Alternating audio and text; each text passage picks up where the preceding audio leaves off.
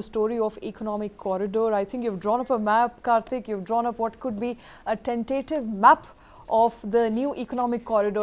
There is a lot of confusion whether you want to call it a Silk Route, you want to call it a spice route. Some are calling it the new Silk Route because remember the road. The new spice route. The new, so, actually, the Road and the Belt Initiative is the old Silk Route, and so some are saying this could be the new Silk.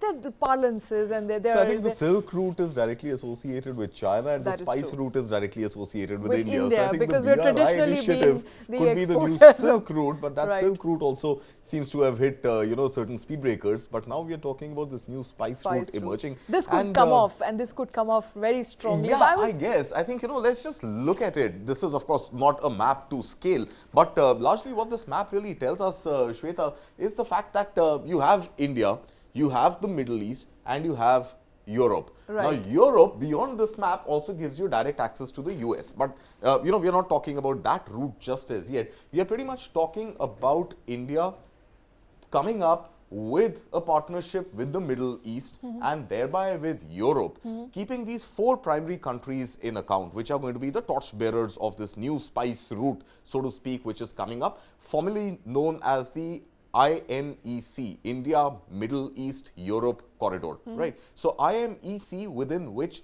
we've got this eastern corridor, which is connecting the Middle East on the eastern side to India, India's west coast specifically, going through the Arabian Sea, cutting across right to the Middle East. Which are the prominent countries here? We are talking about UAE, we are talking about Saudi Arabia, and further north we are also talking about Israel. And Israel is a major port city, the Haifa port, also controlled in part measure by Adani ports, becomes a great conduit for trade. And now from here, this trade opens up to the northern side with Europe, and that becomes the northern corridor. So primarily what we are trying to do is that whatever roads that China has built, because China is doesn't have access to the Indian Ocean like India does.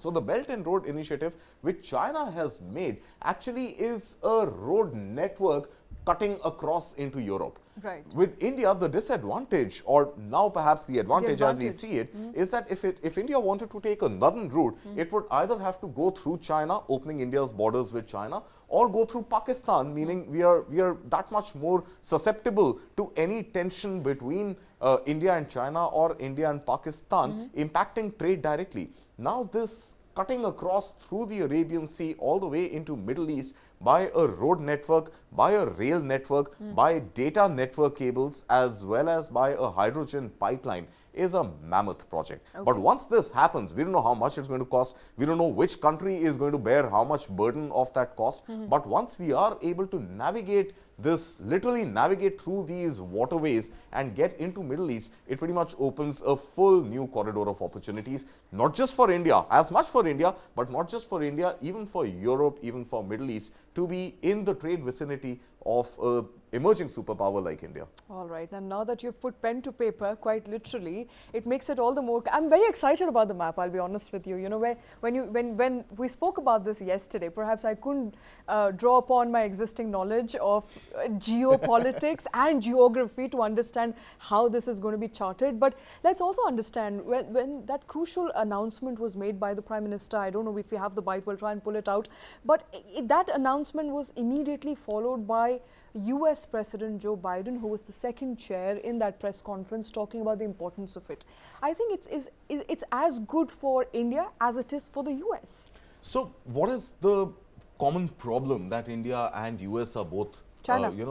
It's China, right? We are both confronted with that common problem called China, and neither of the two economies, US or India, would be very happy with the kind of influence that China is going to unilaterally be able to exert on global trade. And when it comes to global trade, I think it is fairly clear now that after the COVID-induced disruptions, after China's zero COVID policy, and then the Russia-Ukraine conflict, or war or aggression, whatever you want to call it, the UN, the G20 declaration simply evaded it, did not call it anything. But yeah, I think let's call it conflict. So we've seen these two major landmark events, COVID-induced zero COVID policy in China, shutting down factories.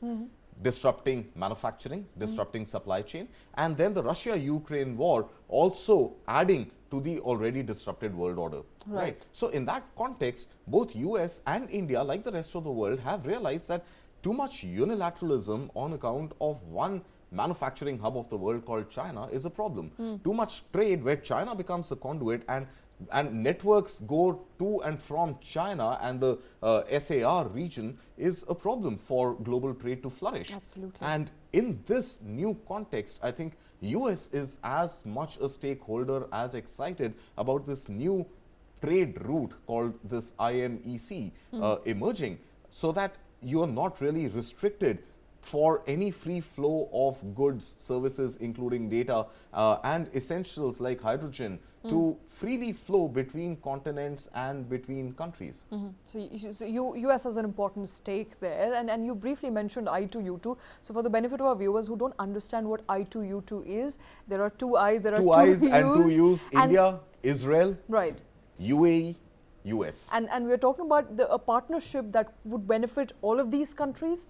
So from what I understand, the I2U2 is taking the lead in making the investments into building this infrastructure. Right. So from my limited understanding right now, I think more details are going to emerge every day. What I understand right now, Shweta, is that these four countries are going to invest in creating this infrastructure. Of course, there is going to be certain infrastructure to be built in Saudi Arabia as well. Right. But Saudi Arabia being, does not have a sea route directly connected like India does, UAE does, US, the entire Atlantic Ocean connecting it to Europe. So these are countries which will, Israel, the Haifa port, making the gateway into Europe. So, these are four countries which have a coastal line, have a coastal sort of geography, and whatever coastal infrastructure needs to be developed, the heavy lifting of that is going to be done by these four countries. And then you will, of course, have a Saudi Arabia also in between, where the rail network, the road network, etc. There is going to be hopefully some investment coming in from the Crown Prince of Saudi Arabia, who was live right now at the Rashtrapati Bhavan, and his country. Okay, and before we move on from this story, I think it's also important to mention the Belt and Road Initiative, because that's where Italy is saying it finds itself a bit trapped, perhaps could be moving away from it. That's the indication that's coming so far. So I think if we can pull up that map again, Shweta, I think it'll be interesting to try and understand what this Belt and Road Initiative and China sort of inroads into Europe could eventually look like. So again, I mean, we've got pretty much the same map, and if you look at the geography, you've got India right here, and then from China, if you see, cutting across all the way through Afghanistan, stroke Pakistan, depending the trajectory, and getting a direct access into Europe through these Eastern European countries like Azerbaijan, etc., is a simple road stroke rail network. Right. There is no sea, there is no ocean involved. It's all landlocked. So China's Belt and Road Initiative, I mean, China is not landlocked because it also has, part of the Pacific Ocean on the other side. But on the western side, the western part of China connecting to Europe becomes a simple road stroke rail network. It doesn't entail ports. So China's aggression into building this network, back then when it started this initiative, of course, China was the darling of the world because everything was pretty much made in China. But then we saw how the world got distracted and disrupted when the zero COVID policy hit China. And whatever we are seeing today by way of inflation, by way of supply chain hampering, etc., it's all because China had shut down completely. And the world, including Europe, including its its thick friends, partners like Spain and Italy, realizing that that there is a major disruption happening in their lives because the supply chain is disrupted. And hence there is more value perhaps now being seen even with Italy, Spain, France, and these other European major economies, that India can definitely not be ignored, and hence there is greater need to have some sort of a convergence and perhaps some investment when it comes to developing an alternate route for commerce. Come to think of it, there's a lot of geopolitics involved here in this economic corridor, and a lot of geopolitics also likely to play up as far as setting up this corridor is concerned. There's no timeline just as yet. We discussed this, no promise of when it's going to happen, but when and if it happens, this is going to be a major game changer for both services and goods to be transported from US, Europe, Middle East to India and vice versa. We'll track these events closely here.